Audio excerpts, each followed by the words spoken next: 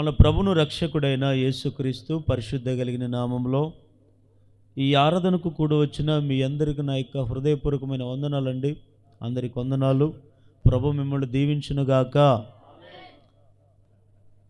6 నెలలు పైబడి 7 నెలలు ప్రవేశించాము. ఒకే అంశం మీద మీకు చెప్పుకుంటూ వచ్చాను. దేని గురించి? సంఘం గురించి. సంఘం అంటే ఎలా ఉండాలి, సంఘాన్ని ఎలా కట్టాలి, సంఘంలో ఎవరు ఉండాలి, సంఘంలో ఎవరిని గణపరచాలి, సంఘంలో ఏమేమి ఉండాలో ఇవన్నీ కూడా చెప్పుకుంటూ వచ్చాను. ఇన్ని అంశాలు చిన్న చిన్న పాయింట్లు చెప్పడానికి 7 నెలలు పట్టింది. అయినా ప్రభు సన్నిధిలో గడిపినప్పుడు ఏ సంఘంలోనైనా దీవెనల కొరకు అట్లా ఎట్లాంటి మనిషినైనా దేవుడు దీవిస్తాడని బోధించే బోధలు ఉన్నాయి. కానీ సంఘం గురించి, సంఘం యొక్క విలువ అనేది ప్రతి ఒక్క వ్యక్తి తెలుసుకోవాలనే ప్రభు నన్ను ప్రేరేపించాడు కనుక ఇంతవరకు నేను చెప్పుకుంటూ వచ్చాను. వాస్తవంగా సంఘం అంటే ఏమి, సంఘం అంటే ఇది అని చెప్పి ఒక రోజులను ముగించవచ్చు. కానీ ఇన్ని రోజులు ఎందుకు ఈ టాపిక్ మీద చెప్తున్నానంటే మనుషుల్లో అవగాహన రావాలి. సంఘం అంటే ఏదో ఆడుకునేది కాదు, కానీ సంఘం అంటే ఏదో టైంపాస్ కొరకు ఉంచుకునేది కాదు, కానీ ఇది దేవుడు తన రక్తమిచ్చి స్వరక్తమిచ్చి సంపాదించిన సంఘం కనుక సంఘం యొక్క విలువ తెలాలనే ఈ టాపిక్ మీద ఇన్ని నెలలు చెప్పుకుంటూ వచ్చాను. అయినా ఈ నెలంతా పూర్తి కాకపోవచ్చు, కానీ ప్రభు ప్రేరేపణ బట్టి ఇది పూర్తయ్యేంత వరకు విందాం. మంచిదే కదా? మంచిదేనే కాదా? హల్లెలూయా చెప్పండి ఒకసారి. అయితే సంఘంలో ఏమేమి ఉండాలో కూడా మనం చెప్పుకుంటూ కొన్ని పాయింట్లు చెప్పుకుంటూ వచ్చాం కదా. ఏమేమి ఉండాలో సుమారు ఒక 10 పాయింట్లు చెప్పుకుంటూ వచ్చాం. ఒక్కొక్క వారం ఒక్కొక్క పాయింట్ మీద. ఈరోజు కూడా ఒక అద్భుతమైన కోణంలో నేను ఈ పూట ధ్యానం చేద్దాం. పరిశుద్ధ గ్రంథంలో నుండి అపోస్తుల కార్యం 5వ అధ్యాయము 25వ వచనం. అప్పుడు ఒకడు వచ్చి,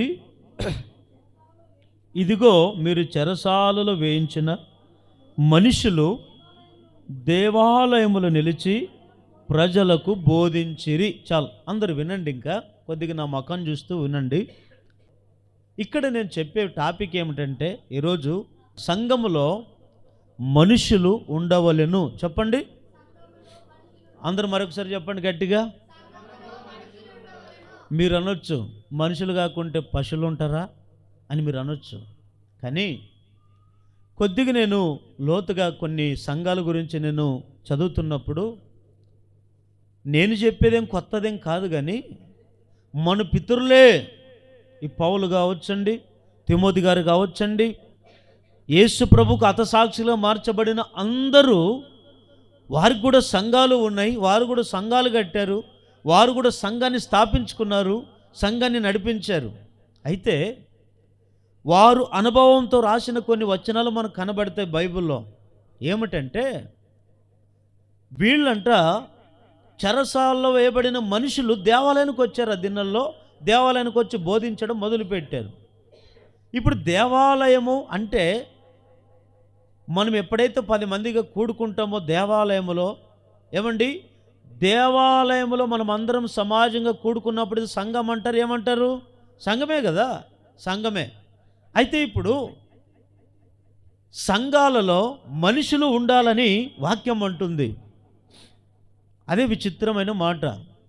మీకు అప్పటికే డౌట్ వచ్చి ఉంటుంది, మరి అందరూ మనుషులమే కదా, మరి మనుషులు కాకుంటే ఎవరు ఉంటారు అని మనకు అందరికీ డౌట్ వస్తుంది.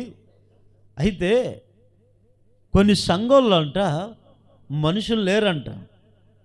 మరి ఎవరున్నారు అంటే 1 కొరింథీయులకు రాసిన పత్రిక 15వ అధ్యాయము 32వ వచనం చదవండి. మనుష్య రీతిగా నేను ఎఫెసు సంఘములో మృగాలతో పోరాడిన ఎడల నాకు లాభమేమి? మృతులు లేపబడిన ఎడల రేపు చనిపోదము గనక తిందుము త్రాగుదుము, మోసపోకుడి, దుష్ట సాంగత్యం మంచి నడవడికని చెరుపును. చాలు, ఇక్కడ వినండి. ఈ మాట కొద్దిగా మీకు చెప్తాను, వినండి. నన్ను చూస్తూ గమనిస్తూ వినండి. పౌలు గారు కొరింథీ సంఘానికి ఏమని రాశాడు? నేను ఎఫెసు సంఘములో ఎవరితో పోరాడాడంట? ఆయన మృగాలతో. ఎవరంట? ఏ సంఘం అది? ఎఫెసు సంఘం.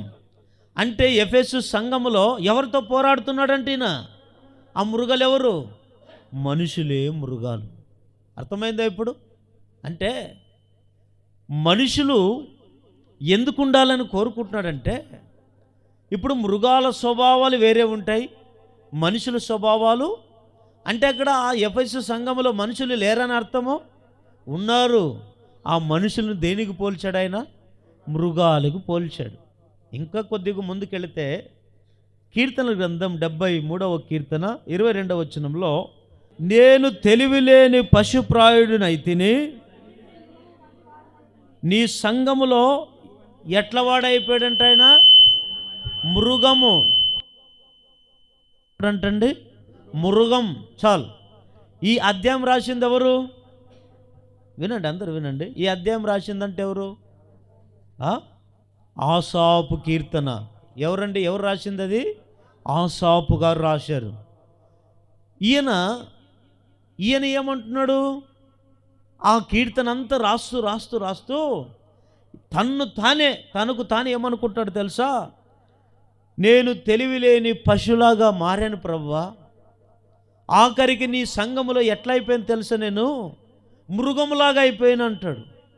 అంటే ఎందుకు అట్లా అనుకున్నాడంటే, కొన్నిసార్లు మనలో మృగములాగా మారిపోతుంటారు కొంతమంది, మృగాలులాగా. ఇప్పుడు మనుషులకి మృగాలకు తేడా ఉందా లేదా? మృగాలంటే ఏమిటి? భయంకరమైన జంతువులు. ఆ భయంకరమైన జంతువులనే మృగాలు అంటారు. సింహం చూడండి, అది మృగమా కాదా? మృగం. అది ఎలాంటి మృగం అంటే దాని దగ్గరికి ఎవరైనా వెళ్తారా? ఇప్పుడు సింహం కనపడింది అనుకోండి, మనం వెళ్ళి, సింహమా ఎన్నాళ్ళకు నువ్వు వచ్చావు మా ఊరికి, మా ఇంటికి వచ్చావు, రా కాసేపు అన్నం తిందాము, టీ తాగుదాం, రా ఫోటో దిగుదాం రా అంటారా? ఆడు పులి సింహం కనబడే లోపు ఇంక ఎక్కడికి పారిపోతారో ఈ వ్యక్తికి తెలియదు. మన ఎప్పుడో ఈ కొండలో టీవీలో ఏదో చూశాను, ఏదో పులి వచ్చిందని పులిని పట్టుకొని పోయారు. ఎందుకు దాన్ని తీసుకొని పోయి దాన్ని పట్టుకొని మరలా జూలో వదిలేరు అంటే, మనుషుల మధ్య అది నివాసం చేసింది అనుకోండి, అది మనుషుల్ని ఏం చేస్తుందంట? చీల్చి చెండాడి చంపేస్తుంది కనుక, అది భయంకరమైన జంతువు కనుక అది మనుషుల మధ్య నివాసించడానికి దానికి స్థానము లేదు. మరి అయితే ఇప్పుడు సంఘాలలో మృగాల్లాగా ఎందుకు అయిపోతున్నారు అంటే, చాలామంది మనుషుల్లాగా ఉండాలని దేవుడు కోరుకుంటే మృగాల్లాంటి మనుషులు ఉంటున్నారంట. ఈ మృగాల్లాంటి మనుషులు ఏం చేస్తున్నారు తెలుసా? సంఘాన్ని పాడు చేస్తూ, దేవుడి తన స్వరక్తం ఇచ్చి సంపాదించిన సంఘాలను ఏం చేస్తున్నారు తెలుసా? పాడు చేస్తున్నారు. అందుకే యెరూషలేము అనే దేవాలయంలో యేసు ప్రభువారు ఆ దేవాలయంలోకి బోధిద్దామని ప్రార్థన చేసుకుందామని వెళితే, పగలుపూట ఏం చేస్తున్నారు? ఆ దేవాలయంలో, ఆ సంఘములో ప్రార్థన జరగవలసింది, ఆ సంఘములు అందరూ కలిసి పాటలు పాడాల్సిన స్థలం అది, అందరూ కూడా ఆరాధించాల్సినటువంటి ఆ దేవాలయంలో ఏం చేస్తున్నారు? అందరూ వ్యాపారం పెట్టారు. ఏం వ్యాపారము? కోళ్ళ వ్యాపారము, పావురాల వ్యాపారము, ఏలం పాటలు పెట్టారు. గొర్రెలు, గొడ్లు, రకరకాల జంతువులను తీసుకొని పోయి ఏమండి ఆ వ్యాపారం పెడితే యేసయ్యకు కోపం వచ్చి ఏమన్నాడు? వాటన్నిటి నుంచి బయటికి త్రోసివేసి పంపించేసి ఏమంటాడు తెలుసా? నా తండ్రి ఇల్లు మీకు వ్యాపారముగా అయిపోయింది. అసలు ఇది నా తండ్రి ఇల్లు కదా, దేవాలయం కదా, దీన్ని మీరు పాడు చేశారు. ఎవడైనా దేవాలయం పాడు చేసిన ఎడల నేను వారిని. ఇప్పుడు దేవాలయాన్ని, సంఘాన్ని పాడు చేసేది ఎవరు? మనుషులా మృగాలా? మృగంలాగా జీవిస్తున్న మనుషులు దేవాలయాలను పాడు చేస్తారు. కానీ మనుషులైతే దేవుడిచ్చిన సంఘాలను సద్వినియోగం చేసుకొని ఆ విధంగానే కొనసాగించబడతారు. ఒకటి, సంఘంలో మృగాలు ఉంటాయి కొన్ని సంఘాల్లో. ఇంకా కొన్ని రకాలు మనం చూసినట్లయితే, నోవాహు ఉన్నాడు కదండి. నోవాహు దినాల్లో ఉన్నప్పుడు నోవాహుకు దేవుడు ఏం చెప్పాడు? భూమి అంతా చూసి నోవాహుకు ప్రత్యక్షమై నోవాహు తన్నాడు, నోవాహు, ఈ భూమి అంతా నేను చూశాను, ప్రజలు బ్రతుకుతున్న వారి జీవితాలు నేను గమనించాను, వారు జీవిస్తున్న ప్రవర్తన నేను చూశాను. అయితే ఎవరు నా దృష్టికి నీతిమంతులుగా కనపడలేదు. నీవు నీ కుటుంబం మాత్రమే నీతిమంతుల కుటుంబంగా నేను చూశాను, గమనించాను గనుక మీ ఇంటి వారి కొరకు నీవు ఒక ఓడను కట్టుకో. ఎందుకు కట్టుకోమని చెప్తున్నాడంటే, ఈ 40 రోజుల్లో దేవుడు ఏం కురిపిస్తానన్నాడు భూమి మీద? ప్రచండమైన వర్షం. ఆ వర్షం ఇప్పుడు మనకు ఒక గంట తుఫాన్ అంత ప్రచండమైన వర్షం వస్తే రోడ్లు మునిగిపోతాయి, ఇళ్ళు మునిగిపోతాయి, ఏమంటే అన్ని పాత ఇండ్లు అయితే పడిపోతాయి. మరి 40 రోజులు కురిపించిన వర్షము ఎంత భయంకరమైన వర్షమో చూడండి. అందుకే దేవుడు అంటాడు, నోవాహు నీవు ఒక ఓడను కట్టుకో. సరే ప్రభా, నీ కుటుంబంలో ఎంతమంది ఉన్నారు తెలుసా? నోవాహు కుటుంబంలో ఎంతమంది ఉన్నారండి? 8 మంది ఉన్నారు. నోవాహు భార్య, నోవాహు పిల్లలు, అల్లుళ్ళు, ఏమండి అందరూ కలుపుకొని 8 మంది ఉన్నారా ఇంట్లో. కానీ నోవాహుకు చెప్పిన జాగ్రత్త, ఆ మాట ఏమిటంటే, దేవుడు చెప్పిన మాట, నీవు నీ కుటుంబం రక్షింపబడాలంటే ఒక ఓడను కట్టుకో. దేవుడు ఏ విధంగా అయితే ఆ మాట చెప్పాడో ఈయన 3 అంతస్తుల ఓడను కట్టాడు. ఎన్ని అంతస్తులండి? 3 అంతస్తుల ఓడని కట్టుకున్నాడు. కట్టుకొని ఏమండి కట్టుకొని దేవుని స్వార్థ చెప్పాడు. అయితే నేను మీకు చెప్పే మాట ఏమిటంటే, దేవుడు నోవాహు ఏం చెప్పాడు తెలుసా? నోవాహు నీ ఓడ కట్టుకున్న తర్వాత, జలప్రళయం వచ్చిన తర్వాత నీవేం చేయాలో తెలుసా? నీ కుటుంబంతో పాటు జంతువుల్లో, ఆకాశ పక్షుల్లో, పురుగుల్లో నీవేం చేయాలి తెలుసా? ఒక ఆడదాన్ని, ఒక మగదాన్ని, జంతువుల్ని ఒక ఆడది, ఒక మగది, ఆకాశ పక్షుల్లో ఆడది, మగది, పురుగుల్లో ఆడది, మగది, వీటిని నువ్వు జతలుగా చేర్చుకోమన్నాడు. ఇక్కడ మనం గమనించే మాట ఏమిటంటే, ఓడ దేనికి సాదృశ్యమయ్యా అంటే సంఘానికి సాదృశ్యం. ఇప్పుడు ఆ ఓడలోన ఎవరి కొరకు ఓడను కట్టుకోమన్నాడు? మనుషులు నివాసం చేసేదాని కొరక, లేదా జంతువులు నివాసం చేసేదాని కొరక? ముఖ్యంగా ఎవరికి ప్రిఫరెన్స్ ఇచ్చాడు దేవుడు? జంతువులకా, మనుషులుగా? నోవాహు కుటుంబం కొరకే కదా. ఎందుకంటే ఈ దేవుని ఆలోచన అంతా భూమి అంతా విస్తరించబడడానికి కొరకు, ఏమండి ఈ భూమితో పాటు మనుషులు కోటే కాదు, విస్తరించబడ జంతువులు ఉండాలా, ఆకాశ పక్షులు ఉండాలి, పురుగులు ఉండాలి. అందుకే దేవుడు అంటాడు ఒక ఆడది, ఒక మగది. ఇప్పుడు చూడండి, మనకు విచిత్రమైన మాట ఏమిటంటే, దేవుడు ఏమైతే చెప్పాడో నోవాహుకి, దేవుడు చెప్పినట్లుగా ఓడను కట్టుకున్నాడు. ఓడలోనికి తన కుటుంబాన్ని తీసుకొని వచ్చి నిలబెట్టుకున్నాడు. కానీ ఆ వారితో పాటు జంతువులు ఆడది, మగది, మృగాలు ఆడది, మగది, ఇంకా పురుగులు ఆడది, ఆకాశ పక్షులు ఆడది. అంటే ఒక్కొక్క జంతువులు ఆడదాన్ని, మగదాన్ని కూడా, జంతువులను, పురుగులు, ఆకాశ పక్షులను కూడా తెచ్చిపెట్టుకున్నాడు. కానీ అన్ని జంతువుల మధ్య నివాసం చేసిన, అన్ని ఆకాశ పక్షుల మధ్య నివాసం చేసిన, అన్ని పురుగుల మధ్య నివాసం చేసిన ఆ కుటుంబం మీదకి ఒక్క మృగం కూడా వారిని దాడి చేయలేదు. మన ఇంట్లో కొన్నిసార్లు కుక్కలు పెంచుకుంటాం అనుకోండి, ఒకరోజు అదే కుక్కే మనకు కరవచ్చు. మృగాలంటే అంత భయపడతాం. కానీ దేవుడు చెప్పినట్లుగా ఆ దినాలు నెరవేర్చుకున్నాడు. నోవాహు కట్టుకున్నాడు. ఆఖరికి ఏమిటండి, నోవాహు కట్టుకున్న ఓడైన సంఘములో అన్ని క్షేమంగా నిలబడ్డాయి. ఇప్పుడు ఎన్ని రోజుల వరకు వాటిని కాపాడాడు నోవాహు కుటుంబాన్ని? 40 రోజుల వరకు దేవుడు ఏ మృగము వారికి కీడు చేయకుండా కాపాడుకున్నారు. అయితే ఇక్కడ కొన్ని సంఘాల్లో మృగాల లాంటి మనుషులు ఉంటారు, ఇంకొన్ని సంఘాల్లో పశువుల్లాంటి మనుషులు ఉంటారు, ఇంకొన్ని సంఘాల్లో పురుగులు కూడా ఉంటాయి. చదవండి ఒకసారి కీర్తన గ్రంథం 22వ కీర్తన 6వ వచనం. నేను నరుడను కాను, నేను పురుగును, నరుల చేత నింపబడిన వాడును, ప్రజల చేత తృణీకరింపబడిన వాడును అంటాడు దావీదు గారు. ఇక్కడేనండి, కొన్ని సంఘాల్లో మృగాలు లాంటి మనుషులు ఉంటారు, కొన్ని సంఘాల్లో పశువులు లాంటి మనుషులు ఉంటారు, కొన్ని సంఘాల్లో పురుగులు లాంటి మనుషులు. చెప్పండి, ఈ 3 రకం ఎవరు? పురుగులు.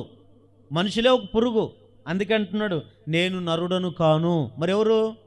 పురుగును పోల్చుకుంటున్నాడు దావీదు. పురుగు జీవితం ఎట్లుంటుంది ఒకసారి చెప్పండి మీరు. పురుగు స్వభావం ఎట్లుంటుంది? పురుగు స్వభావం ఎట్లుంటుందంటే వినండి, పురుగు చూడ్డానికి ఇంతే ఉండొచ్చు, కానీ ప్రజలకి నిషేధింపబడిన పురుగులు వచ్చాయనుకోండి. ఇప్పుడు అన్నం తినే దగ్గరికి పురుగు వచ్చిందనుకోండి, పురుగు వచ్చిందనుకోండి, పురుగు కూడా వచ్చిందని నోట్లేసుకొని తింటారు ఎవరైనా? చంపేస్తారు. అంటే ఈ పురుగుని ఎందుకు చంపుతాడు మనుషుడంటే, ఏమండి, ఈ పురుగు ఎక్కడ పచ్చదనం ఉంటే అక్కడ పచ్చదనాన్ని ఏం చేస్తుంది? పచ్చదనాన్ని నాశనం చేస్తుంది. ఎక్కడ పచ్చదనం ఉంటుందో, ఎక్కడ ఆ పచ్చదనాన్ని కనబడుతుందో పచ్చదనం నాశనం చేస్తుంది. ఉదాహరణకండి, మనం ఏదైనా పంట పొలంలో విత్తనాలు విత్తుకున్న తర్వాత పత్తి కానీ కావచ్చండి, మిరప కావచ్చండి, ఏదైనా పంట విత్తుకున్న తర్వాత అది మొక్క పెరిగినప్పుడు ఆకులకి ఏం పడుతుంటుంది? ఒక్కోసారి పురుగులు పడుతుందా లేదా?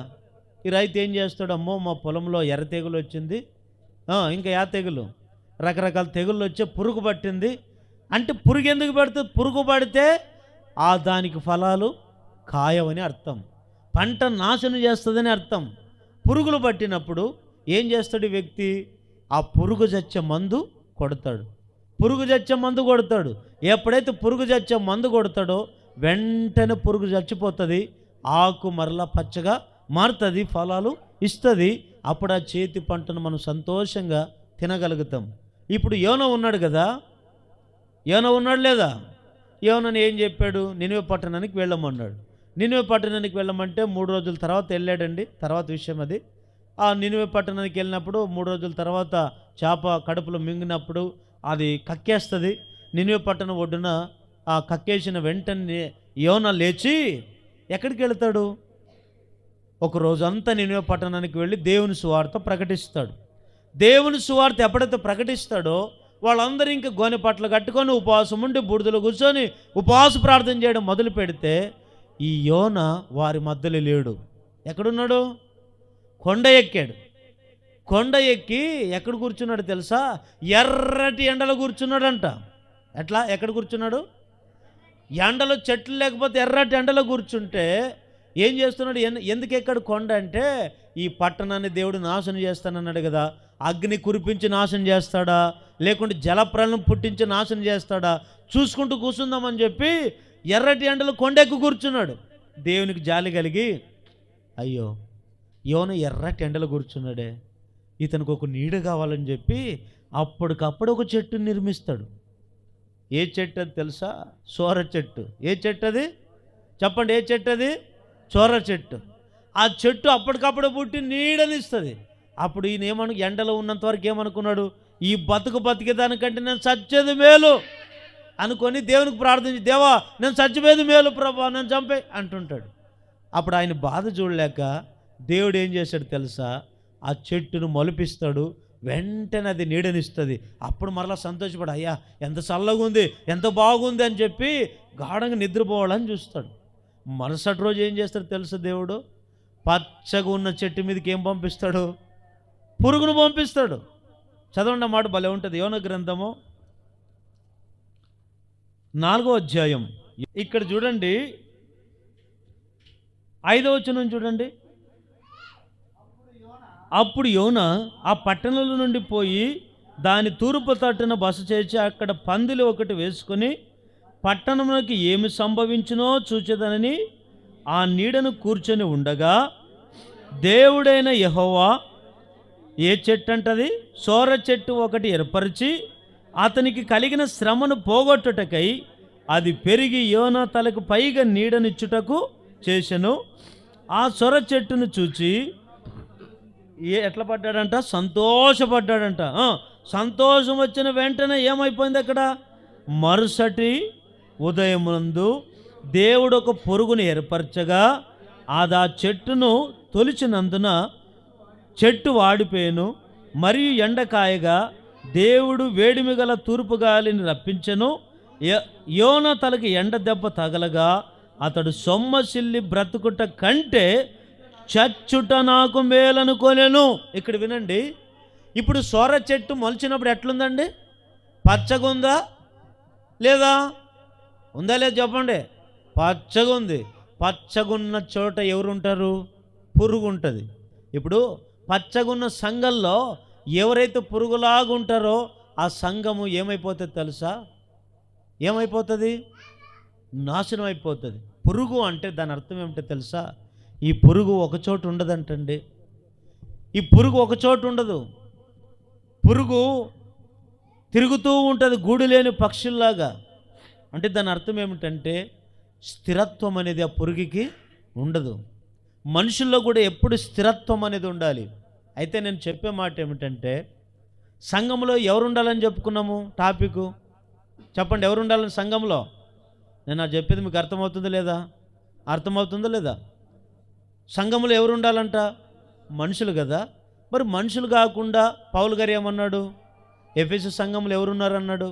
అంటే మృగాల్లాంటి మనుషులు ఉన్నారని. ఇంకా కొన్ని సంఘాల్లో ఎవరుంటారంటే పశువుల్లాగా మనుషులు ఉంటారని. ఇంకొన్ని సంఘాలు ఎవరుంటారు? పురుగుల్లాంటి మనుషులు ఉంటారని దాని అర్థం. అయితే మనుషులు సంఘంలో మృగాలు కాదు ఉండాల్సింది, పశువుల్లాంటి మనుషులు కాదు ఉండాల్సింది, పురుగుల్లాంటి మనుషులు కాదు ఉండాల్సింది. మరి ఎవరు ఉండాలంటే మనుషులు ఉండాలి. చెప్పండి, గట్టిగా చెప్పండి. అంటే ఇప్పుడు మృగాలకి, పశువులకి, పురుగులకి, మనుషులకి తేడా ఉందా లేదా? మృగాలకి ఎంత తేడా ఉందో, మృగాలకి మనుషులకి అంత తేడా ఉంటుంది. పశువులు వేరే, మనుషులు వేరే, పురుగులు వేరే, మనుషులు వేరే. అంటే మనుషుల స్వభావం మనుషుల్లానే ఉండాలి, పురుగుల స్వభావం పురుగుల్లోనే ఉండాలి, మృగాల స్వభావం మృగాల్లోనే ఉండాలి. అందుకే మనుషులు ఉండాలంటాడు. కొన్ని సంఘాల్లో ఉంటండి మృగాల్లాంటి మనుషులు ఎట్లుంటారంటే ప్రార్థన సక్రమంగా జరిగినయ్యారు. కొద్దిసేపు వాక్యం చెప్పినా బాధే, ఎక్కువసేపు చెప్పినా బాధే ఉంది, ఎక్కువ పాటలు పాడినా బాధే. కొన్ని సంఘాల్లో ఆత్మీయంగా ఎదగదామని అనుకుంటాం, కానీ ఉండదు. ఎందుకంటే అక్కడ ఎవరు ఉంటారు? వాళ్ళు మృగాల్లాంటి మనుషులు. ఏం నువ్వు మాకు అప్పటి నుంచి క్రమం ఉంది, ఇదే నువ్వు కొత్తగా పెట్టావు అంటే మనుషులు పద్ధతులు పెట్టుకొని జంతువుల్లాగా ఉంటారు.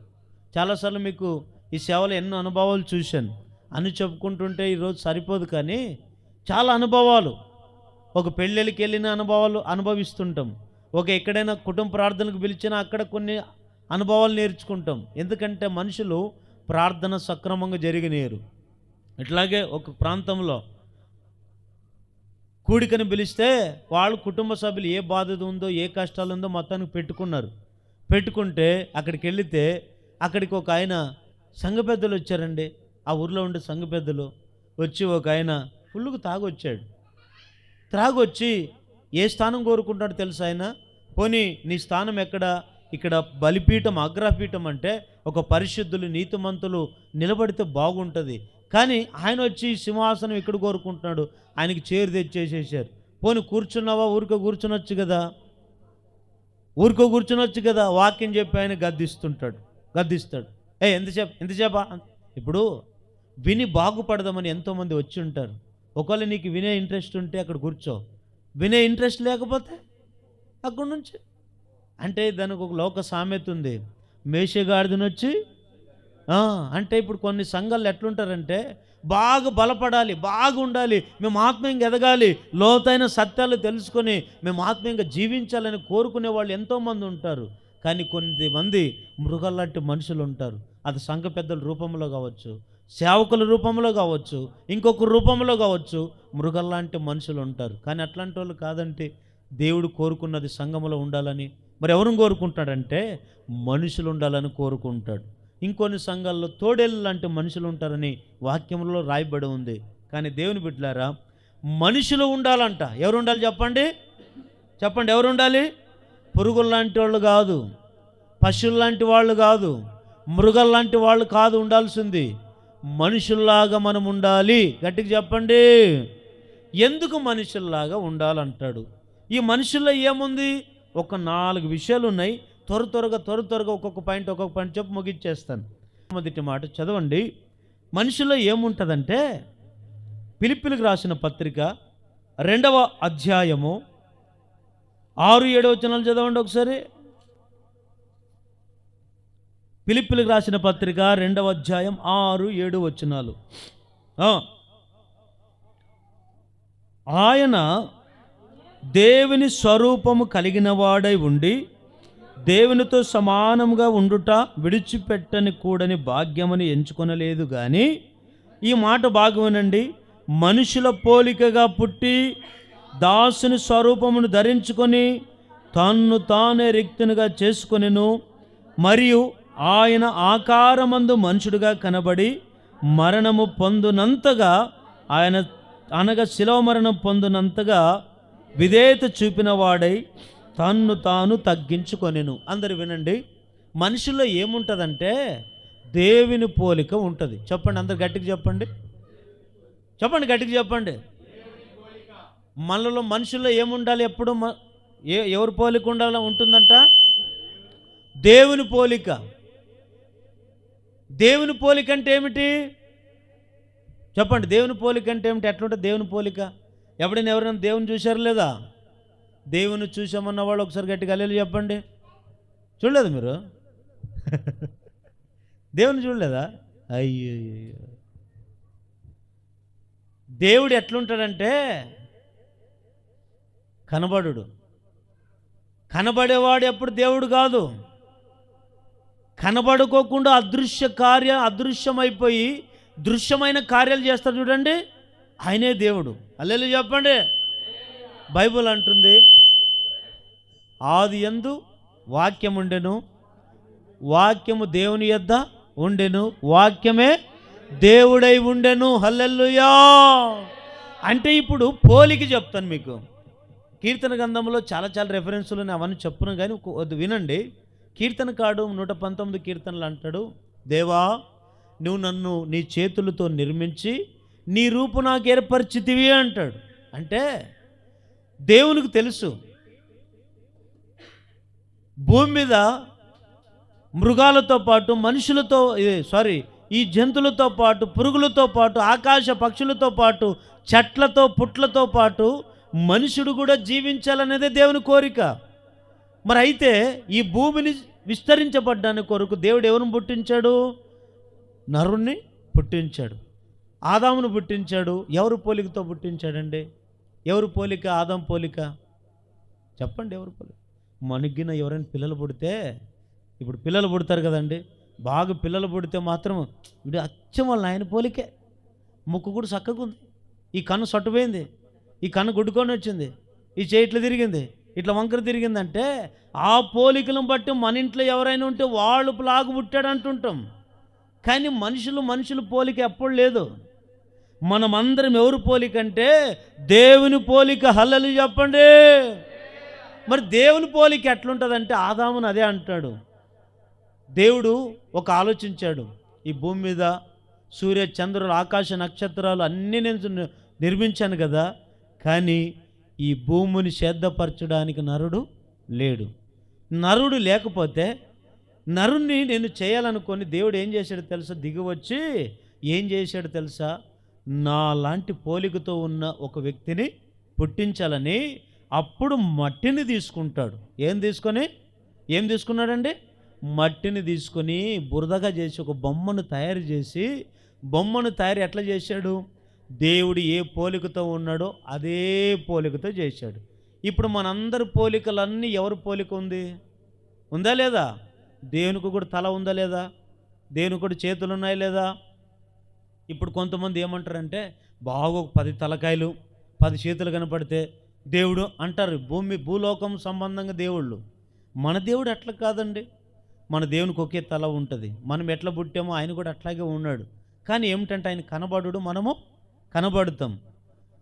ఎప్పుడే కానీ కనబడుకోకుండా ఉండేవాడే నిజమైన దేవుడు, కనబడే దేవుడు కాదు. మనం అంటాం, దేవా నీవే దేవుడైతే ఒక్కసారి ఏమంటాం మన ప్రార్థన? నీవే నిజమైన దేవుడైతే. నేనైతే విశ్వాసంతో ఉన్నప్పుడు విశ్వాసంగా ఉన్నప్పుడు ఇట్లే ప్రార్థన చేసేవాడిని, దేవా నీవే నిజమైన దేవుడైతే నువ్వు నాకు కనబడు, నీవే నిజమైన దేవుడైతే నువ్వు నాతో మాట్లాడు, నీవే నిజమైన దేవుడైతే నువ్వు రా అనేవాడిని. రా సుమారు ఒక 3 ఏళ్ళు ప్రార్థన చేసి ఉంటాను, నువ్వు కనబడు కనబడు కనబడు కనబడని. 3 ఏళ్ళు ప్రార్థన చేసినప్పుడు దేవుడు ఎట్లా కనబడతాడంటే దర్శన రూపంలో కనపడతాడు. ఎట్లా అండి చెప్పండి? ఎట్లా కనపడతాడు? దర్శనం. రెండవది వాక్యం. మూడవది కలభావం. చూడండి, దేవుడు కనబడే విధానం కొన్నిసార్లు, ఉదాహరణకి అబ్రహాము సింధూర వృక్షం కింద కూర్చున్నాడు లేదా? కూర్చున్న వెంటనే దేవదూతలు వచ్చారు. దేవదూతలు వచ్చి, దేవదూతలు తెల్లటి బట్టలు వేసుకొని అబ్రహాం ముందు నిలబడ్డారు. అబ్రహాం ముందు నిలబడినప్పుడు ఏం చేశాడు ఈయన? అబ్రహాం లేచి సాష్టాంగ నమస్కారము, యెహోవా నువ్వు నాకు కనబడితివి అంటాడు. అంటే దేవుని రూపం కలిగిన వాడే నిజమైన దేవుడు. ఇప్పుడు దేవుని స్వరూపం అంతా మనలో పుట్టించాడు. ఆదాముకి అదే, కాళ్ళు చేతులు అన్నీ నిర్మించి, కండ్లు అన్నీ నిర్మించి, ఆఖరికి శ్వాస లేకపోతే, ప్రాణం లేకపోతే, ఆత్మ లేకపోతే దేవుడు ఏం చేశాడు తెలుసా? ఆదాములకు ఏముందో తెలుసా? ఏదది? జీవాత్మ. జీవాత్మ అంటే మీరు అనుకుంటారు గాలే. జీవాత్మ అంటే ఏమిటండి? గాలి. గాలి కనపడుతుందా? కనపడుతుంది ఎవరికైనా? ఎవరు కనపడదు. అందుకని కొంతమంది ఆ మనిషి పగిలిపోయాడు అంటారు. పగిలిపోయడం అంటే ఏదైనా కుండు పగిలిపోతుంది, ఏమైనా ఇంకోటి పగిలిపోతుంది. మనిషి పగిలిపోయింది ఆడని చూసారా? అంటే పగిలిపోవడం అంటే చచ్చిపోవడం అని అర్థం. పగిలిపోవడము అంటే మనుషుడు మరణించాడును అర్థం. అందుకని బైబిల్ సెలవిస్తుంది ఏమని? మనుషుడు కుండతో పోల్చింది. మనుషుడు ఎంతసేపు కుండలాంటోడు. కుండ ఎంతసేపు సంకలం ఉన్నంత వరకు క్షేమంగా ఉంటాడు. కింద పడేస్తే పగిలిపోతుంది కుండ. దేవుని బిడ్డలారా, ఈరోజు మనుషుల్లో ఎట్లా ఉంటారు? మనుషులు ఏముండాలంటే దేవుని పోలిక ఉండాలి. దేవుని పోలిక ఆయన తగ్గించుకునే గుణము, దేవుని పోలిక అంటే దయ చూపించే గుణము, దేవుని పోలిక అంటే ఒకరినొకరు ప్రేమించే ప్రేమ అనేది ఇదే దేవుని పోలిక. హల్లెలూయా చెప్పండి, హల్లెలూయా చెప్పండి, గట్టిగా హల్లెలూయా చెప్పండి. ఒక్కోసారి మన పిల్లలు అల్లరి చేస్తుంటారు.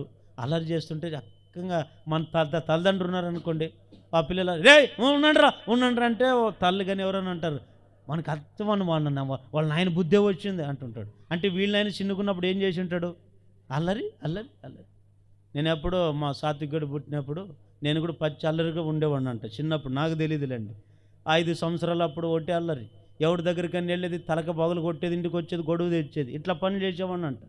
చేస్తే ఒకసారి మా సాత్వికుడు పుట్టినప్పుడు మా అమ్మ నింది, ఈయనకంత వాడిని ఆయన పోలిక వచ్చిందని.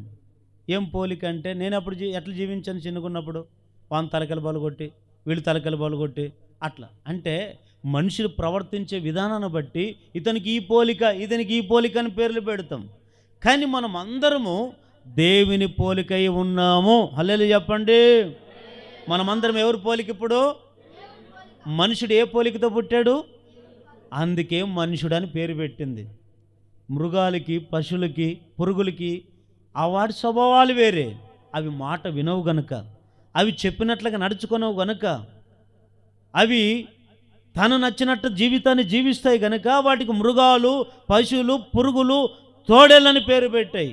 కానీ మనుషుడైతే మాట వింటాడు గనుక, మనిషికి దయ, కనికరం, జాలి, ప్రేమ అనేవి నింపబడ్డాయి గనుక అందుకే దేవుడు ఏం పేరు పెట్టాడు?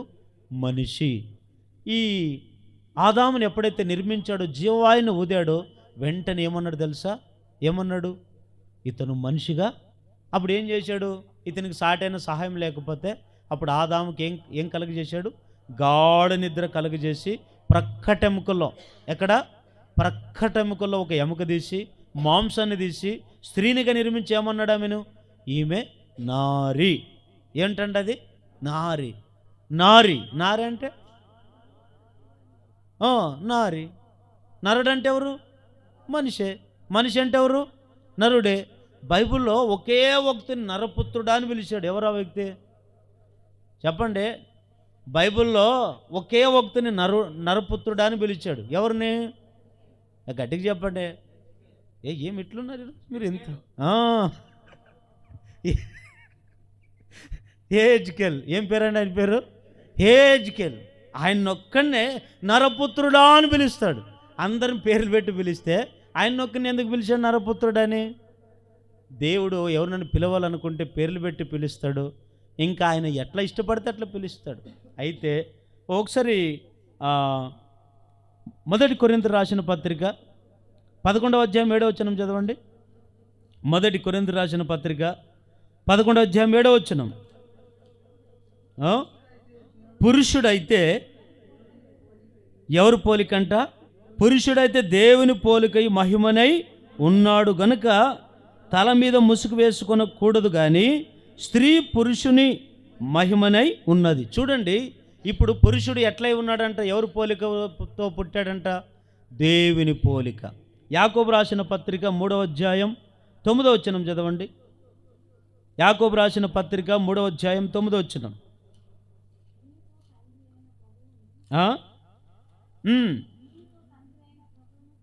స్తుతింతుము, దీనితోనే దేవుని పోలికగా పుట్టిన మనుషులను. చూడండి, మనుషుల్లో మొత్తానికి ఏముండాలా? ఎవరు పోలిక ఉండాలంటండి? దేవుని పోలిక ఉండాలి. దేవుని పోలిక అంటే దయ, కనికరము, జాలి, ఇవి కలిగి ఉండడమే దేవుని పోలిక. యేసుక్రీస్తు పరలోకాన్ని వదిలి ఎవరి పోలికగా పుట్టాడు? దేవుని పోలికతో ఉన్నటువంటి ఆయన ఎవరి పోలికతో పుట్టాడు? కింద మనుషుల పోలిక. అంటే మనుషుడే దేవుడు ఆకారంగా ఉన్నాడు, దేవుడే మనుషుల ఆకారంగా ఈ భూమి మీద పుట్టాడు. అదే దాని అర్థం. అందుకే తన్ను తాను అంత తగ్గించుకున్నాడు, అందుకే విధేయత చూపించాడు. కనుక ఆయన్ని భూమి కింద ఉన్న నీళ్ళ యందు ఉన్న మనుషులు స్తుతిస్తున్నారు, భూమి మీద ఉన్న మనుషులు స్తుతిస్తున్నాము, పరలోకములో ఉండే దేవదూతలు ఆయన్ని అంతగా హెచ్చించాడు. అయితే ఇప్పుడు క్రీస్తు యేసునకు కలిగిన ఈ మనసు మీరు కలిగి ఉండమంటాడు. యేసయ్య కూడా ఈ మనిషి, ఆయన కూడా దేవుని పోలికకు పుట్టాడు కదా, మనుషుల ఆకారం కనబడ్డాడు కదా. మరి ఆయన ఎట్లా బతికాడు 33.5 సంవత్సరాలు అంటే? అందరి మీద జాలి చూపించాడు, అందరి మీద ఏం చూపించాడు? దయ. అందరి మీద ఏం చూపించాడు? ప్రేమ. అందరి మీద ఏం చూపించాడు? కనికరం. అందరి మీద ఏం చూపించాడు? అందరికి చూపించడమే కాదు, సమాజానికి ఒకటే వాడు చెప్పాడు, క్రైస్తవులారా, ఎవరైనా నన్ను వెంబడింపగోరిన ఎడల తన్ను తాను ఉపేక్షించుకొని శిలువనెత్తుకొని నడువమంటాడు. అంటే ఆయన పోలికలో ఉన్న మనం కూడా యేసయ్య ఏ విధంగా అయితే విధేయత కలిగి జీవించాడో మనం కూడా ఆ విధంగానే జీవించాలి. మనం కూడా ఆ విధంగానే. మనం ఎట్లా అంటే, ఒక చెంప మీద కొడితే చెప్పండి, ఒక చెంప మీద కొడితే ప్రపంచంలో ఇద్దరే ఈ మాట చెప్పింది. మొట్టమొదటి చెప్పిన మాట మహానుభావుడు ఎవరు? ఒక చెంప మీద కొడితే ఇంకొక చెంప చూపేయండి అని చెప్పిన మనుషులు ఇద్దరు. ఎవరెవరు చెప్పండి? ఎవరు? గాంధీ. ఇంకా ముందు యేసయ్య ఆ మాట చెప్పిన తర్వాత ఆ సిద్ధాంతాన్ని ఎవరు పాటించారు? మహాత్మా గాంధీ. ఈ గాంధీ తర్వాత ఇంకెవరు చెప్పలేదు, మానవుడు ఎవరు చెప్పలేరు. అందుకే గాంధీ తాత బొమ్మ ఏడుంటుంది. ఆయన ఈ మనకు స్వతంత్రం ఎట్లా తెచ్చాడంటే, యుద్ధాలు చేసి, కత్తులతో కట్టలతో చేసి ఇట్లా కాదు ఆయన చేసింది. సత్యం, అహింస అనేటువంటి మాట తన మనసులో పెట్టుకొని యేసయ్య జీవించిన విధానాన్ని తాను తెలుసుకొని, యేసు ప్రభు ఏ విధంగా అయితే ఆయన విధేయత చూపించాడో, ఈ గాంధీ మహాత్ముడు కూడా బ్రిటిష్ వారికి ఏం చూపించాడు తెలుసా? విధేయత చూపించాడు. విధేయత చూపించి సత్యాన్ని, అహింసను ఆయన భరించాడంట. అందుకే గాంధీ సినిమా చూడండి, గాంధీ సినిమాలో ఎట్లుంటుందంటే, గాంధీ మహాత్ముని ఎంత తంతారు, ఎంత తిడతారు, ఎంత ఆయన్ని హింసిస్తారు. ఒకసారి ఆయన కీడు చేశాడా? లే. అందుకే మహాత్మా గాంధీ, నేను అంటాను, ఒక సాధారణమైనటువంటి ఒక వ్యక్తే యేసయ్య యేసయ్యను ఆయన్ని అంతగా విధేయత చూపించినట్లుగా ఈయన కూడా అట్లా బతికాడే. ఆయన పోలికకు బ్రతికాడు గాంధీజీ. మనం కూడా అలాంటి పోలిక కలిగి జీవించదముగాక. చెప్పండి, మనుషుల్లో ఏ పోలిక, ఎవరి పోలిక ఉంటుందంట? దేవుని పోలిక కలిగి ఉన్నాం కనుక మనం మనుషుల్లాగా ఉండాలి సంఘంలో. రెండవది ఇంకా ఏమిటి, మనుషుల్లో ఏముంటుందంటే, హెబ్రీలు రాసిన పత్రిక, అదొక్క మాట, రెండు మాటలు చూసుకుని ముగించేసుకుందాం. హెబ్రీలు రాసిన పత్రిక 3వ అధ్యాయం 8వ వచనం. హెబ్రీ 3:8. వినినేడలా అరణ్యములో శోధన దినమందు కోపము పుట్టించినప్పటి వలె మీ హృదయములను కఠినపరచుకొనకుడి. ఇక్కడ బాగా వినండి, ఒకసారి గట్టిగా హల్లెలూయా చెప్పండి. మనుషుల్లో ఏముంటుందో తెలుసా? మొట్టమొదటి దేవుని పోలిక ఉంటుంది. రెండవది మనుషుల్లో ఏముండాలంటే కఠినం ఉండకూడదు. ఏముండకూడదు? కఠినమైన మనుషులుగా ఉండకూడదు. ఎట్లుండాలంటే మనలో మానవత్వం ఉండాలి. ఏముండాలంట? మనుషులు ఏముంటుంది? రెండవదిగా మానవత్వం. ఇప్పుడు కఠినమైన మనసుకి మానవత్వానికి తేడా ఉందా లేదండి? ఉందా లేదా? ఉంది. కొందరు చూడండి సంఘంలోనే ఉంటారు కదండి, ఉన్న వ్యక్తులు కొంతమందికి మానవత్వం ఉండదు. మానవత్వం అనేది ఉండదు. ఏముంటుందంటే ఎప్పుడు కఠినం కఠినం కఠినం. కఠినం అంటే రాయి ఎంత కఠినంగా ఉంటుందో, రాయి ఎంత కఠినంగా ఉంటుందో మనిషిలో ఉండే హృదయం కూడా అంతే కొంతమందికి కఠినం. అయ్యా నన్ను క్షమించయ్యా, తెలుసు తప్పు చేశానయ్యా అంటే నేను క్షమించను అంటాడు. ఇది ఏ మనసు? ఇది కఠినమైన మనసు. అయ్యా తెలుసు ఇట్లా పొరపాటుగా నేను మాట్లాడ్డానయ్యా, నువ్వు క్రైస్తవుడు కదా అర్థం చేసుకుంటావని నేను చెప్పాను, నా తెలుసు ఇట్లా తప్పు చేశాను, నన్ను క్షమించమని ఈ వ్యక్తి ఎంత పశ్చాత్తపడినా ఈ వ్యక్తి మాత్రం ఏమంటాడు? లేదు లేదు, ఎవరు క్షమించినా నేను నిన్ను. ఇది ఏ మనసు? కఠినం. కానీ యేసయ్య కఠినం ఎవరి మీద చూపలేదండి. ఆయన మానవత్వం చూపించాడు. ఆ వ్యక్తి త్రాగుబోతే కావచ్చు, దొంగే కావచ్చు, దోచుకున్న వ్యక్తే కావచ్చు, ఇష్టానుసారానికి బతికిన వాడే కావచ్చు, లోకములో అతి ఘోరమైన పాపాలు చేసిన వ్యక్తే కావచ్చు, ఎలాంటి ఘోరమైన పాపైనా సరే దేవుని దగ్గరికి వచ్చి ఏ వ్యక్తి అయితే పశ్చాత్తపడ్డాడో పడిన వ్యక్తులు ఏం చేశారు తెలుసా? వారు పాపాలు క్షమించాడు, వారు సరైన మార్గంలో నడిపించాడు. కానీ కఠినత్వం ఎక్కడా చూపలేదు. కఠినత్వం చూపించే వారితో కఠినత్వం చూపించి వారు నలగొట్టి మనుషుల్లాగా మార్చాడు, కానీ కఠినత్వం చూపలేదు. మనమైతే తెలుసు తెలియక ఏమంటే జీవిస్తాం అనుకోండి, తప్పైందండి అంటే కొంతమంది క్షమించలేరు. కానీ మానవత్వం ఉన్న మనుషులు ఏం చేస్తారు? క్షమిస్తారు. మానవత్వం ఉన్న ప్రజలు ఏం చేస్తారు? ప్రేమిస్తారు. మానవత్వం ఉన్న ప్రజలు ఏం చేస్తారు? జాలి చూపుతారు. మానవత్వం ఉన్న ప్రజలు ఏం చేస్తారు? దయ కనికరము చూపుతారు వాళ్ళ మీద. కానీ రోజుల్లో మనుషుల్లో ఏముందో తెలుసా? కఠినాత్ముల్లాగా ఉన్నారు. అందుకని ఒక ఆయన పాట రాశాడు, శిలనైన నన్ను శిల్పివై మార్చావు. చూడండి, కొంతమంది మనము కఠినాత్మలాగా ఉంటాం. అందుకే దేవుడు ఏం చేస్తాడు తెలుసా? అరచేతులు నేను మిమ్మల్ని ఎందుకు చెక్కాడు అంటే, మనకు ఒకప్పుడు రూపం లేదు, ఒకప్పుడు ఎట్లా పడితే ఎట్లా బతికాం, దేవుళ్ళు కానీ దేవుళ్ళకు పూజ చేసేవాళ్ళం, ఎట్లా బ్రతుకుతున్నా మనకు తెలియదు. అందుకే దేవుడు ఏం చేస్తాడు తెలుసా? మన కఠినమైన మనసును ఏం చేస్తాడు తెలుసా? ఒక సుత్తి తీసుకొని, సుత్తి దేనికి పోల్చబడింది? వాక్యానికి పోల్చబడింది. ఇదేమంటారు దీన్ని పట్టుకుని చేతిలో ఏమంటారు అన్నది? అరే రాళ్ళు కొట్టరా మీరు? రాళ్ళు కొట్టేదన్నా? ఉలి మళ్ళానా ఉలినా ఏదో ఒకట్లేండి. ఇట్లా పట్టుకొని ఇప్పుడు రాయిని చెక్కాలంటే ఆ మనిషిని రాయి తెచ్చుకొని శుద్ధితో కొడితే అది రూపం వస్తుందా? దాన్ని ఏం చేస్తారంటే, ఎంత కఠినమైన రాయినైనా దాన్ని రూపం చేయాలంటే సుత్తి పట్టుకుంటాడు ఒక చేతిలో ఉలి పట్టుకుంటాడు, అది పట్టుకొని ఇట్లా కొడతాడు. అట్లా కొడితే అప్పుడు ఈ సుత్తి దేనికి సాదృశ్యము? వాక్యానికి సాదృశ్యం. ఈ ఉలి దేనికి సాదృశ్యము? శ్రమ, కష్టాలు, బాధలు. అంటే ములులాగుంటుంది. కొట్టే కొద్ది వాక్యంతో దంచే కొద్ది మనిషి ఏమైపోతాడు? సొట్టగా ఉన్నది. అంతే కదా దాని అర్థము. అయితే ఇప్పుడు కఠినమైన బ్రతుకుతున్న నిన్ను నీలో మానవత్వం పుట్టించే దాని కొరకే ఏం చేస్తాడు తెలుసు? కొన్నిసార్లు ఏం చేస్తాడు? సుత్తి లాంటి వాక్యాలతో కొడుతుంటాడు, శ్రమలు పంపిస్తాడు, బాధను పంపిస్తాడు. అప్పుడు ఆ బాధల శ్రమలకు మనం ఏమైపోతాం తెలుసా? మనలో మానవత్వం వస్తుంది. అందుకని దావీదు అంటాడు, నేను శ్రమల పాలై దీనుడునైతిని అంటాడు. అంటే మనిషికి దీనత్వం ఎప్పుడు వస్తుంది?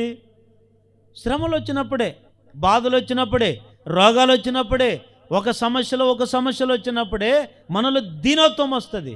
దీనత్వం రావాలంటే ముందు మనలోకి ఏం పంపిస్తాడు దేవుడు? శ్రమలు, బాధలు, అవమానాలు, నిందలు పంపించినప్పుడు అందరు నిన్ను తృణీకరిస్తే అప్పుడు నా తండ్రి నిన్ను దగ్గరికి చేర్చుకొని అప్పుడు నిన్ను మానవత్వనుగా మంచి మనిషిగా దేవుడు నిన్ను మారుస్తాడు. హల్లెలూయా చెప్పండి. అపోస్తుల కార్యం 20వ అధ్యాయం 28వ వచనం. అపోస్తుల కార్యం 20వ అధ్యాయం 28వ వచనం చదవండి ఒకసారి. దేవుడు తన స్వరక్తమిచ్చి సంపాదించిన తన సంఘమును కాయుటకు పరిశుద్ధాత్మ మిమ్ముని దేని యందు అధ్యక్షులుగా ఉంచెనో ఆ యావత్తు మందను గూర్చి మీ మట్టుకు మీరే మిమ్మును గూర్చి జాగ్రత్త పడి ఉండుడి.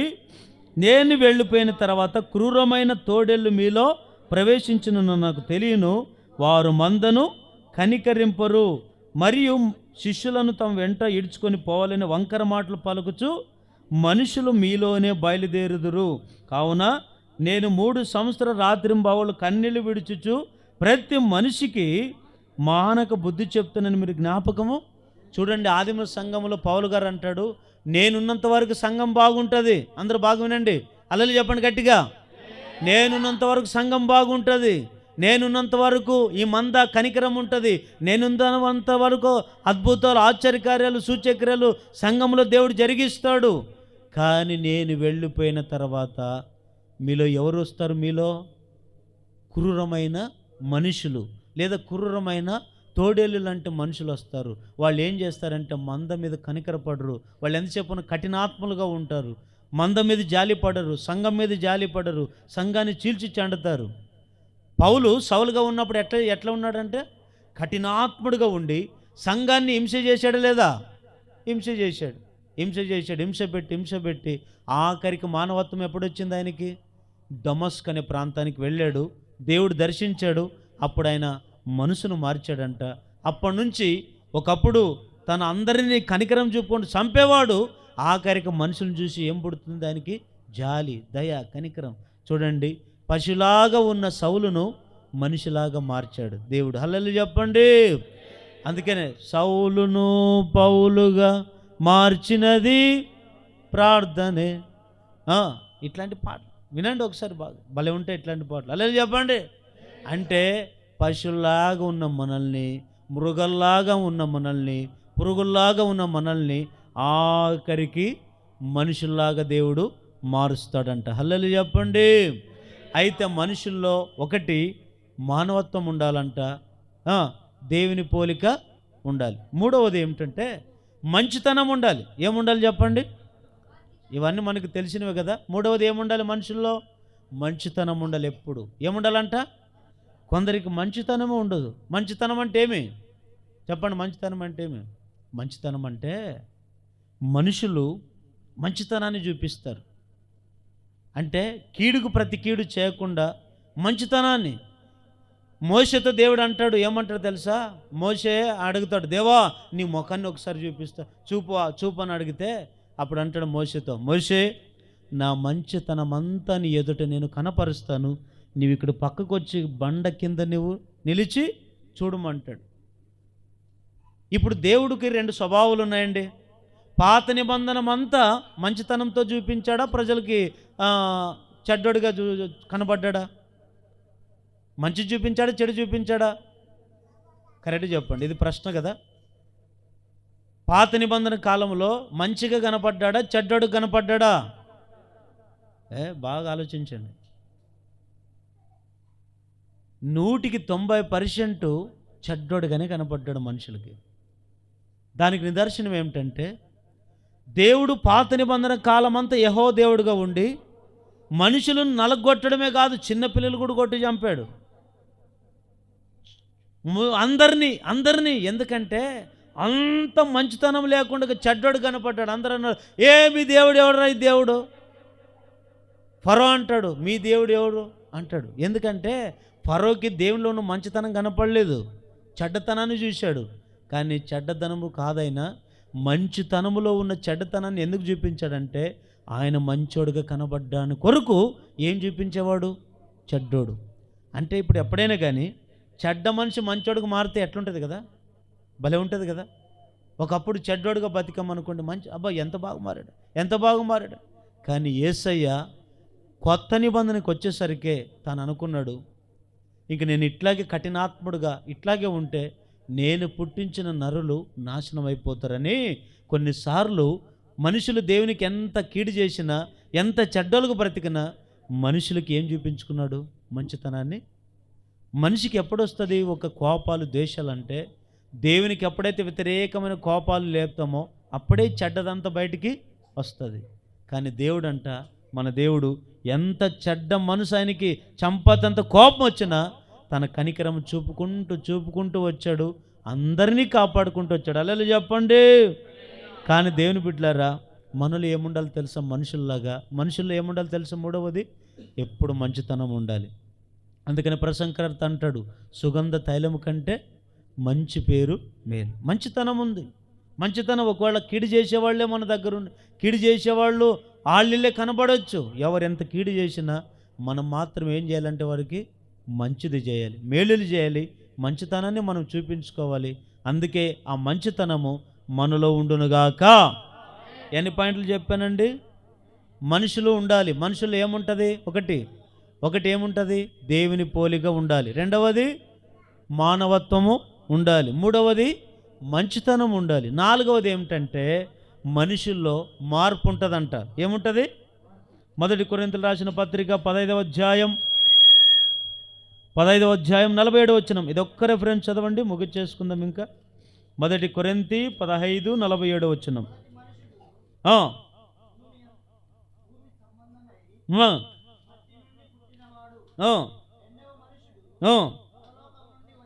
15:47.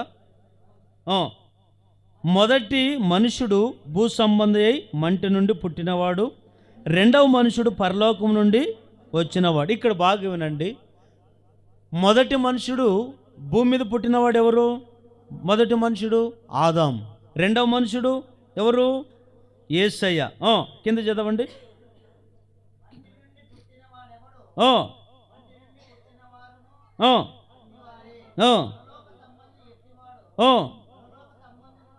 అట్టివారే. మరియు మనం మంటి నుండి పుట్టిన వాని పోలిక ధరించిన ప్రకారము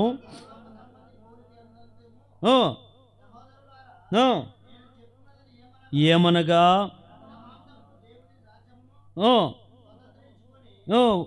స్వతంత్ర కొంచెం నేరవు, క్షయతను అక్షయతను స్వతంత్రించుకొనదు. ఇదిగో మీకు ఒక మర్మము తెలుపుచున్నాను. మనమందరం నిద్రించము గాని నిమిషములో ఒక్క రెప్పపాటున కడబూరం రోగగానే మనమందరము మార్పు పొందుదము. బూరం రోగును, అప్పుడు మృతులు అక్షయులుగా లేపబడుదురు, మనము మార్పు పొందుదము. గట్టిగా మనం మార్పు పొందుదమని చెప్పండి.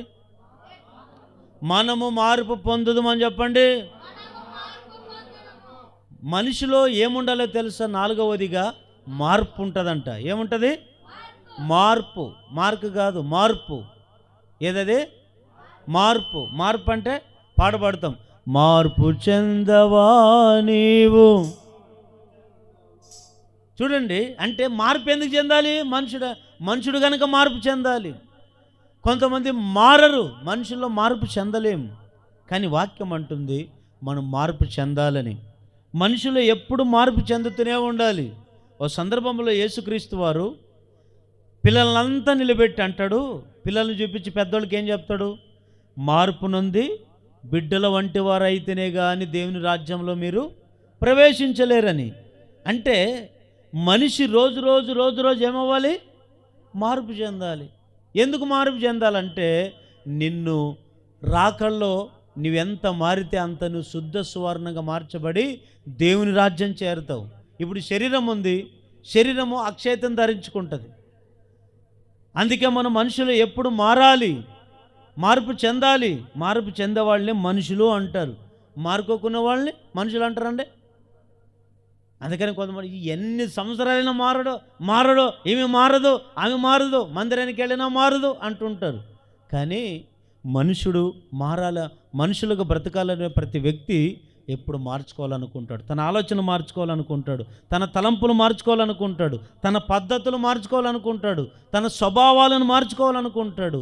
ఎందుకంటే ఆయన మనిషిగా బ్రతకాలనుకుంటాడు కనుక మారాలనుకుంటాడు. కొంతమంది ఎంత మార్చాలనుకున్నా మారలేరండి. గట్టిగలెళ్ళి చెప్పండి. ఎప్పుడు ఆ మధ్యన చెప్పి నా మాట చెప్పి ముగిచ్చేస్తాను. ఒకసారి అంటే ఒక ఆయన ఏం పెంచుకున్నాడంటే గొర్రెను పెంచుకున్నాడంట.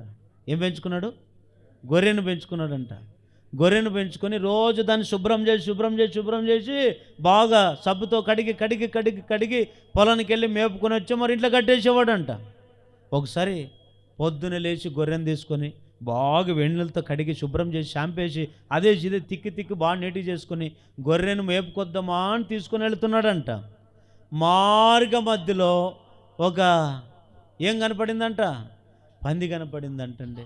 పంది కనపడేసరికి అట్లా వెళుతూ వెళుతూ వెళుతున్న ఆయన టక్క నిలబడ్డాడంట. నిలబడి పందిని చూశాడంట. ఈయనకు ఒక ఆలోచన వచ్చిందంట, ఇది జంతువే, ఈ గొర్రె పిల్ల, ఈ రెండు జంతువే కదా. మరి పంది ఈ గొర్రెని ప్రేమించినట్లుగా పందిని ఎందుకు ప్రేమించరు? గొర్రెని చూసుకున్నట్లుగా పందిని ఎందుకు చూసుకోరు? చూద్దాం దీని స్వభావం ఎట్లా అని చెప్పి ఈ గొర్రెతో పాటు మరి పందిని కూడా తాడు కట్టుకొని ఇంటికి తీసుకొని వచ్చి బాగా దీనికి ఎట్లా రుద్దేవాడు, దానికి ఎట్లా రుద్దేవాడు అంట. దీనికి ఏ సెంటు కొడితే దానికని సెంటు కొట్టి కొట్టి కొట్టి కొట్టి ఒకసారి మరుసటి రోజున రెండిటిని ఎక్కడ తీసుకుపోయాడంట మేపాలని? పొలంలో తీసుకుని పోయాడంట. ఒక గెణం మీద ఏం వదిలాడు? గొర్రెను. ఇంకొక గెణం మీద పందిని. రెండు ఏదేది గొర్రె, దానికి కావాల్సింది ఏమిటి? గడ్డి కదా, పచ్చి పచ్చి గడ్డి తినుకుంటూ ఇది వెళుతుంటే ఈ పంది మాత్రం ఇంకేం చేస్తుందట? వాసన. ఎందుకంటే రెండు మొత్తానికి ఇంకా ఆ రెండు మేసుకుంటూ వెళ్తూ రెండు కాలు జారి బురదలో పడిపోయాయంట. బురదలో పడిపోతే అప్పుడు గొర్రె అనుకునిందంట, గొర్రె నేనేమిటి, నా స్వభావం ఏమిటి, నేను పైన కదా, పచ్చడి గడ్డి కదా మేయాల్సింది, నేను అక్కడ కదా ఉండాలి, నా స్థానం అది కదా అని చెప్పి వెంటనే లేచి తన శరీరాన్ని కంటిన బురదను దులుపుకొని గడ్డి మేసుకుంటూ వచ్చిందంట. కానీ పంది మాత్రము నాకు ఇదే ఫుడ్, ఇదే బెడ్, ఇదే బాగుందని ఆ దాంట్లోనే ఉండిందంట. అప్పుడు యజమానుడు అనుకున్నాడంట, అరే ఎంతసేపు ఉన్నా పంది స్వభావము గొర్రెకి రాదు, గొర్రె స్వభావము అని అనుకున్నాడు. అందుకేనేమో పందిని ఆడబెట్టాలో, అందుకని గొర్రెని ఇంత అంటే నేను అంటాను, గొర్రె పిల్ల స్వభావం ఏమిటంటే తన సాధు గుణాన్ని ధరిస్తుందంట. ఎంత బురద, కొన్నిసార్లు మనకు కూడా బురద దేనికి పోల్చబడిందంటే లోకానికి పోల్చబడింది. ఈ బురదలో కొన్నిసార్లు పాపంలో పడిపోయినప్పుడు, తెలుసు తెలియక అనేక రకాల పొరపాట్లు పడిపోయినప్పుడు దాంట్లోనే మునిగి తేలకూడదు మనిషి. అయ్యో ఇది నా జీవితం సరైనది కాదే, ఇంకా నా జీవితాన్ని మార్చుకోవాలని, మార్పు పొందాలని గొర్రె ఏ విధంగా అయితే అనుకుంటుందో మనిషి కూడా అట్లా అనుకుంటాడంట. మనిషిలాగా మారుతాడంట, మనిషిలాగా బ్రతుకుతాడంట, మనిషిలాగే జీవిస్తాడంట. కానీ మార్పు లేని ప్రజలు ఎట్లయిపోతారంటే ఏది వద్దంటామో అదే దాని దగ్గరికే వెళతారు, ఏది తినొద్దంటామో దాన్నే తింటామంటారు, ఏది తాగొద్దంటామో దాన్నే తాగుతామంటారు. ఆ స్వభావం ఎవరిది? పంది స్వభావం. కానీ గొర్రె ఎప్పుడు మారుతారు? రోజు మన బ్రతుకును కూడా మార్చుకోవాలి. రోజు మనమందరము గొర్రె పిల్లవలే మార్చబడదుముగాక. చెప్పండి, సంఘంలో ఎవరు ఉండాలంట? మనుషులు ఉండాలి. మరి ఎవరు ఉండకూడదు? మృగాలు లాంటి మనుషులు ఉండకూడదు, పురుగులు లాంటి మనుషులు ఉండకూడదు, పశువులు లాంటి మనుషులు ఉండకూడదు, తోడేలు లాంటి మనుషులు ఉండకూడదు. మరి ఎవరు ఉండాలంటే దేవుని పోలికతో పుట్టిన మనుషులు. ఈ మనుషుల్లో ఏముంటుందో తెలుసా? ఒకటి దేవుని పోలిక ఉంటుంది, మనుషులు ఏముంటుంది? రెండవది మానవత్వం ఉంటుంది, మనుషులు ఏముంటుంది? మంచితనం ఉంటుంది. నాలుగవదిగా మార్పు ఉంటుంది. ఈ 4 రకాల బ్రతికే వ్యక్తిని ఏమంటారు? మనిషి అంటారు. అందుకే మనకు అందరికీ ఏం పేరు పెట్టాడు దేవుడు? మనుషులు అని పేరు పెట్టాడు. ఇలాంటి మనుషులు సంఘములో ఉంటే ఆ సంఘములో ఎప్పుడో రాకళ్ళు ఎత్తబడునుగాక. దేవుని రాజ్యం మనమందరం స్వతంత్రించుకొందుముగాక. అందరూ